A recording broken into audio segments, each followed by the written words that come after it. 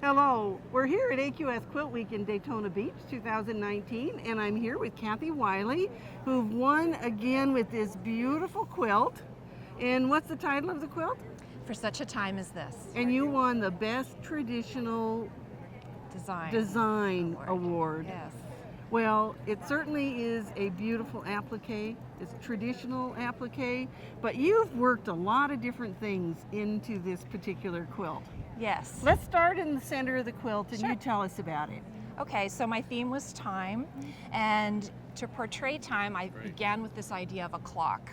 So this medallion, which is a very sort of traditional motif in quilting, lended itself well to be a clock. I could take a medallion, I could divide it in 12 like a clock.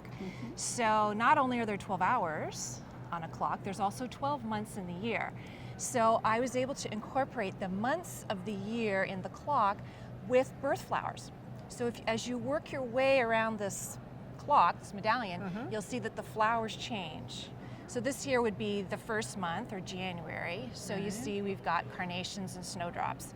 And then we have February and March and so on as you work your way around the clock. Then we also have birthstones. So those are at the hour on the clock, appliqued on, and strung together to the sort of outer ring with little turned fabric circles. Okay, now these are teeny tiny. Yep. And so what did they start out size-wise? I think they're 5 millimeters. Wow. Turned. So they would have been 8 millimeters before they were turned. All right, now everybody's going to want to know, Yeah. I want to know, how did you make those tiny circles? Because they're perfect circles. Well, thank you, I tried. Well, they were made possible with the magic of these AQS tools that I use. And with these tools, what I can do is basically I'm turning the seam allowance and gluing it, and the tools are just giving me surgical precision, if you will, to like turn. tiny little fingers.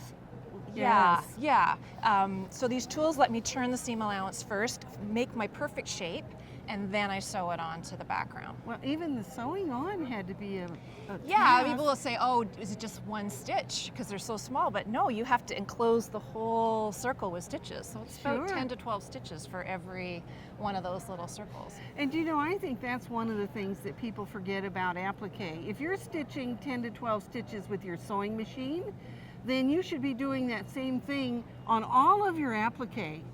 And what does that do? It gives you straighter lines and it gives you smoother curves. Yes. Yes. Yeah. Well, this is The certainly tighter the beautiful. curve, the more stitches you have to have. Yes. Either with machine quilting or with applique. Yeah. Yes. And then how did you quilt it? So it's quilted on my domestic sewing machine. Okay. And what brand do you use? Well, I have a Bernina and a Baby Lock, so Okay. two machines. You use both of them. I use both. I like them both for different reasons, and yeah. Okay.